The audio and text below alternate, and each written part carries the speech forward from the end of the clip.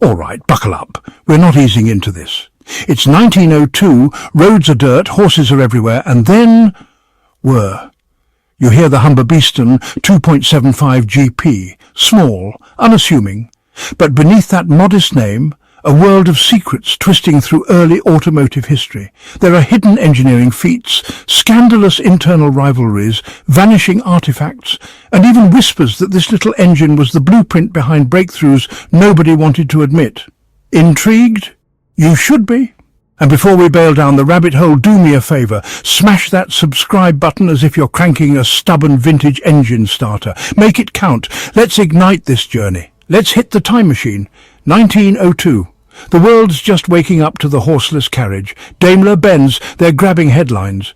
Meanwhile, in Beeston, Nottinghamshire, Humber, known for bicycles, dabbles in motoring. Enter the Beeston 2.75hp, not celebrated, not mass-marketed, almost forgotten. Why? Because it wasn't about size or power, it was a laboratory on wheels. Built in Humber's Beeston works, this machine bore that local name with pride and purpose. It was an experimental statement. Think, let's try new ideas, small scale, fast feedback. There's archival chatter that Humber purposely limited its run, less than 24, for nimble testing, not profits. But why all this hush-hush regional testing? Some sources suggest the Beeston plant had its own engineering team separate from the main Coventry site, a silo where unconventional ideas flourished, away from the boardroom, traditionally risk-averse main office. Could that explain why Beeston's innovations slipped under the corporate radar? We'll get into that next, but let's digest that seed. Small-scale, secret testing, and ultimately forgotten.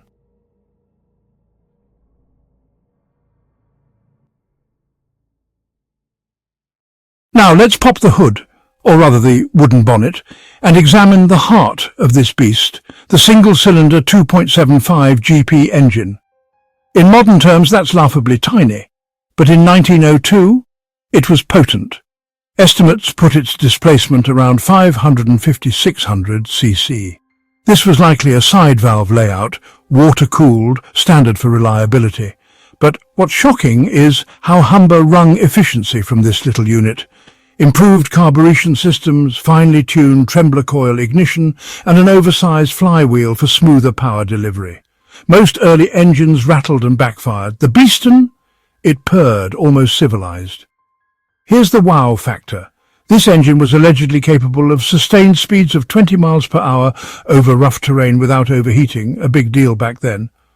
That implies advanced coolant circulation designs and possibly larger radiators than its contemporaries. This level of engineering refinement shows it was more than a mere novelty. It was a prototype pushing boundaries. What's more, this same engine design informed later Humber models with higher displacement engines. They just scaled it up, but kept the efficient layout.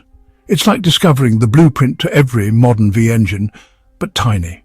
And here's where the plot thickens. There's evidence that the design notes for this engine were stored in Beeston, not shared widely until they evaporated under mysterious circumstances. But before that mystery, we've got other hidden gems coming up.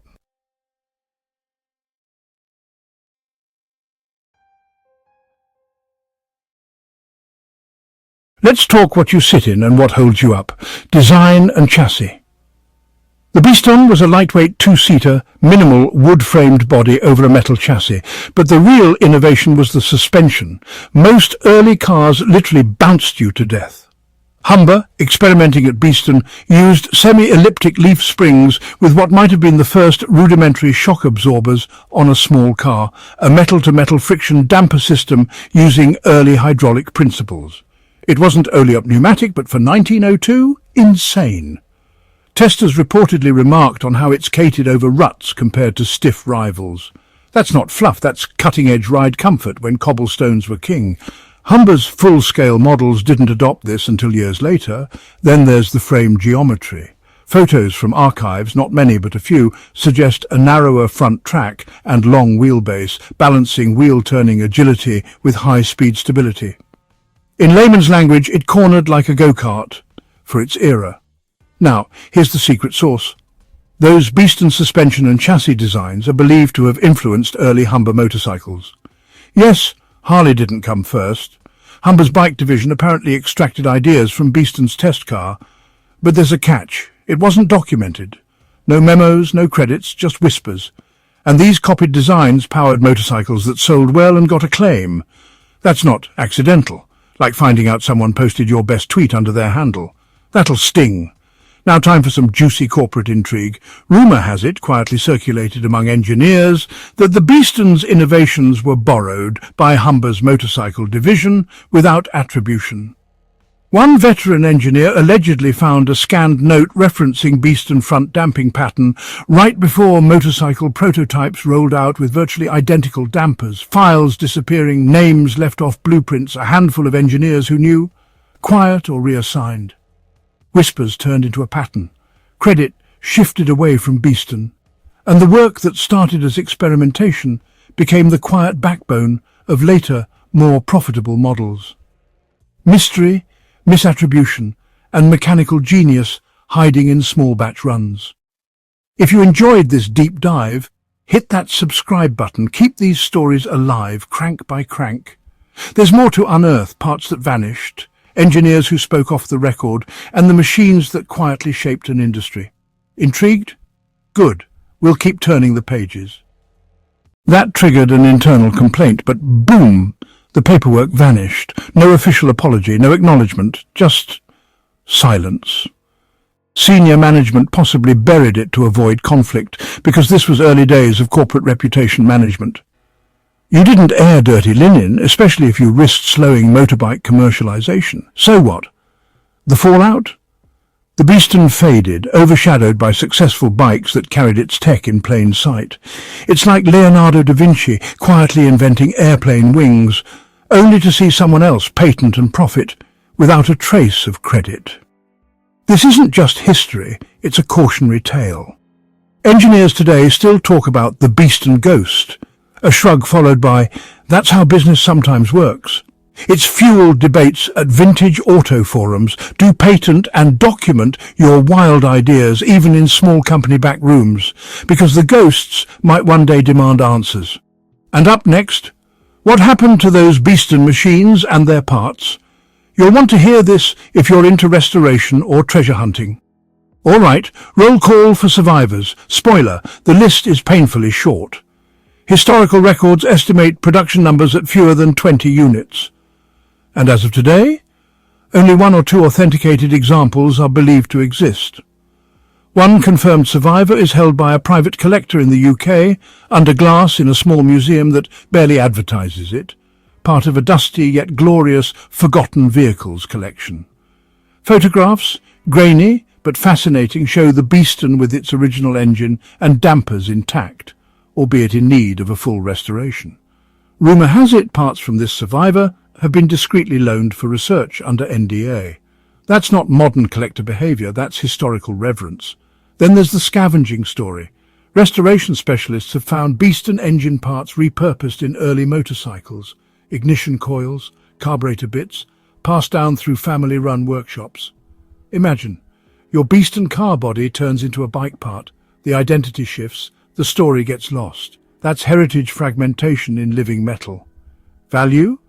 In collector terms, not millions, but the price is secondary. In heritage terms, priceless. And it's not just about the machine, it's about the story. The hidden engine, the orphaned designs, the road not taken. Next, let's talk why that story continues to matter in today's restoration culture and even beyond. Why fixate on a tiny car from 1902? Because the Humber Beeston 2.75hp represents the hidden DNA of modern innovation. That engine layout, that suspension idea, later replicated in bigger models, bikes, and even some light commercial vehicles. In restoration communities, the Beeston is a symbol. Sometimes the most influential inventions are unbranded, uncredited, hidden in plain sight. And for modern restorers, unearthing parts or surviving notes about the Beeston is a goldmine for authentic rebuilds. They're not chasing flashy names, they're preserving holotypes of mechanical evolution. Then there's the academic angle. Historians studying the diffusion of technology cite the Beeston story as a case study in shadow innovation, where innovations spread sideways without formal acknowledgement. Why does that matter? because it teaches us that innovation isn't always linear or acknowledged. And if we don't dig up these stories, we lose how tech ecosystems really evolve. Also, here's a playful thought. Imagine a car so modest it survives only in whispers, but those whispers resonate through time. That's poetic and fun.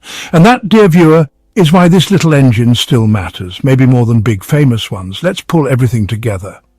We started in 1902 with a tiny overlooked machine, the Humber Beeston 2.75hp. It wasn't flashy, but under its wooden bonnet was a trove of innovation. A smooth-running 550-600cc engine, early shock absorber suspension, clever chassis design and possible prototype electrical systems. We saw how those ideas quietly seeped into Humber's motorcycles, uncredited, and how the car itself faded into obscurity.